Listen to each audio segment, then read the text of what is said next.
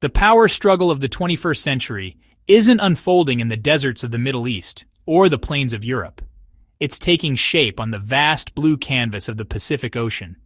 Imagine U.S. warships patrolling island chains, submarines lurking silently beneath, and runways carved into tiny specks of land, each one ready to launch fighter jets at a moment's notice.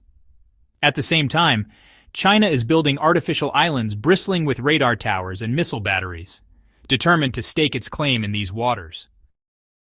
Why does this matter? Because these seas are not empty. They're the world's busiest highways, carrying trillions of dollars worth of trade, energy, and technology every single year. Whoever controls these lanes doesn't just hold power in Asia, they hold influence over the global economy. The big question is simple but urgent. Can the United States contain China's growing military reach, or will Beijing rewrite the rules of the Indo-Pacific? That's the story we're about to unfold.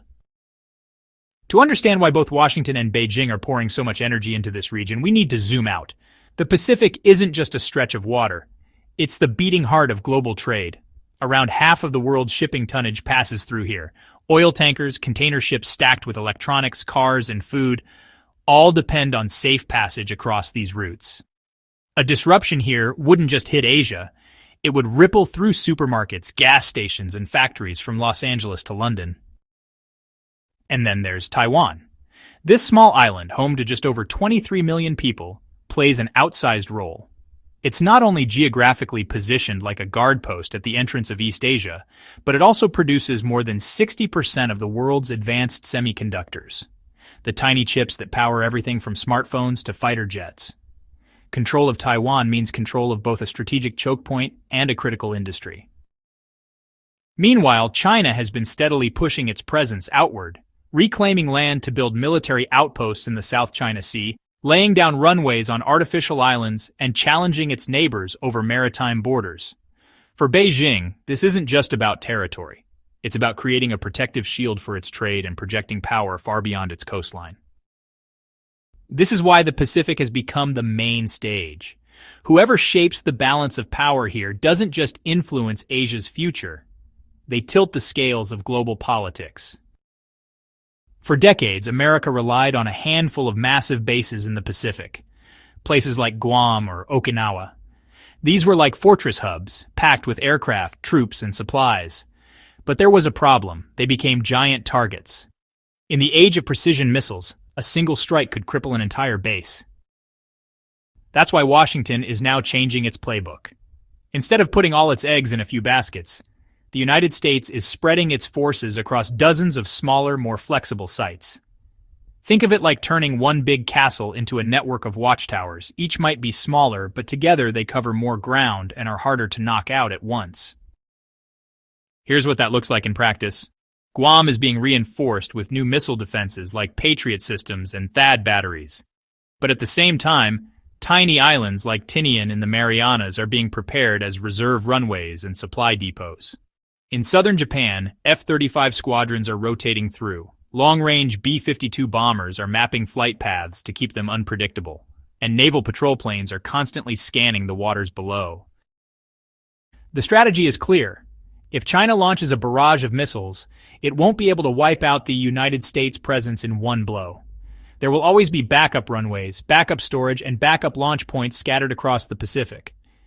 This distributed network approach is designed to keep America in the fight, no matter what.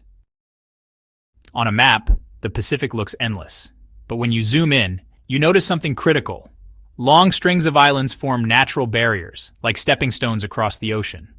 These are known as the first, second, and third island chains, and they're the backbone of military strategy in the Indo-Pacific. The first island chain stretches from Japan down through Taiwan, the Philippines, and into the South China Sea. It's basically China's front yard, and whoever controls it can either bottle China in or let it project power outward. The second chain includes places like Guam and the Northern Marianas, forming the next line of defense. And the third chain extends even further east closer to Hawaii, acting as the ultimate fallback line. Now here's where things get interesting. Even tiny specks of land like Tinian or Palau suddenly become priceless. Why? Because a short airstrip there can host fighter jets in a crisis. A fuel depot can extend the range of bombers. A radar station can spot incoming aircraft hours earlier. These aren't just islands. They're unsinkable aircraft carriers. For China, breaking through these chains is essential to push its navy into the wider Pacific. For the United States and its allies, holding these chains creates a cage around China's forces. That's why every runway upgrade, every radar tower, and every new base matters. Geography may look simple on a globe, but here it's the difference between being a regional power and a global one. Military bases alone can't secure the Pacific. To hold the line, the United States needs partners. And this is where diplomacy becomes just as important as firepower. In recent years, Washington has been quietly stitching together a web of alliances across the region. Take the Philippines, for example. Under former President Rodrigo Duterte, Manila leaned closer to Beijing and pushed back against United States troops. But the new administration has flipped course, signing fresh agreements to host more American forces and equipment. This is a big deal because Philippine bases sit right next to the South China Sea and close to Taiwan, prime real estate in any potential conflict. Then there's Australia, moving toward nuclear-powered submarines through the AUKUS deal with the United States and the United Kingdom.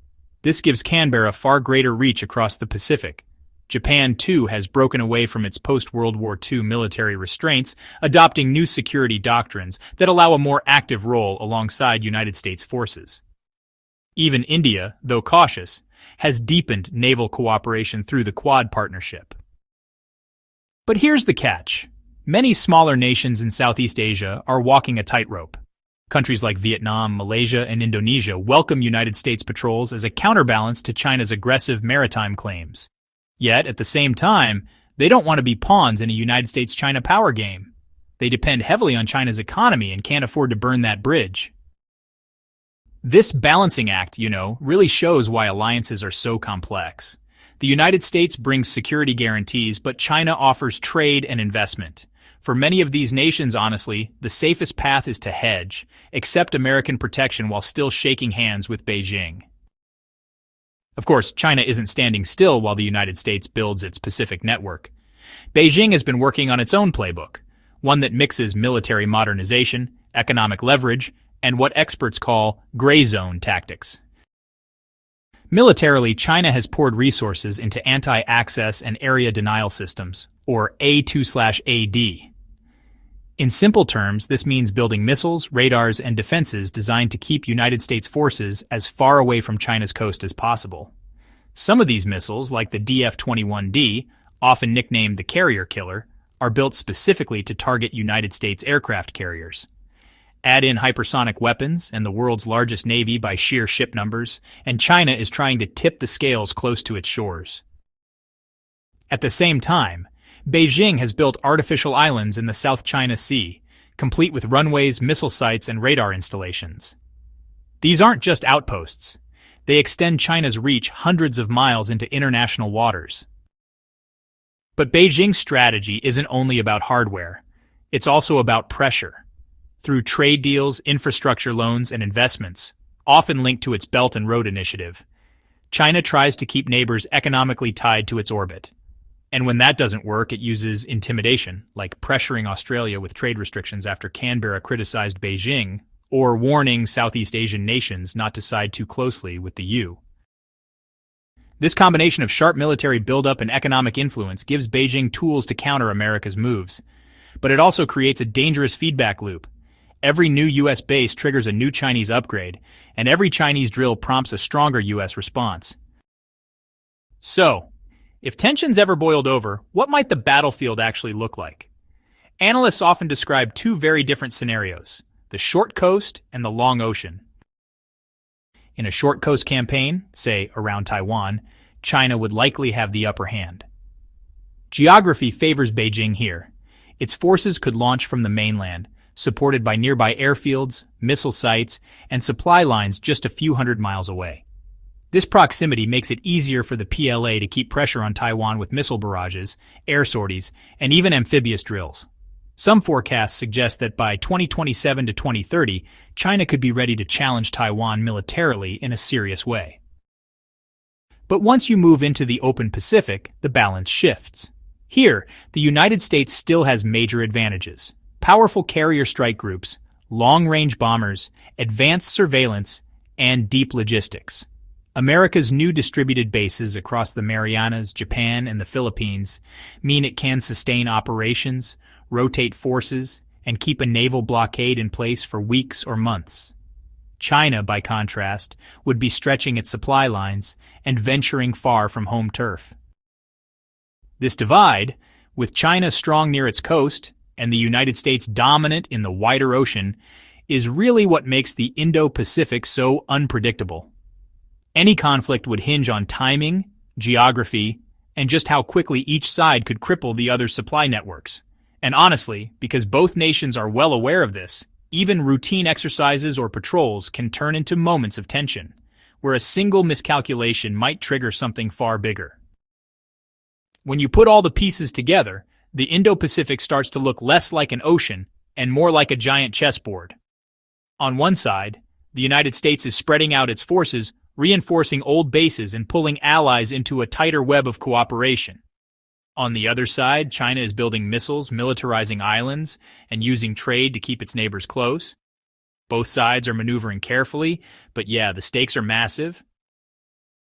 Neither Washington nor Beijing can claim an easy win.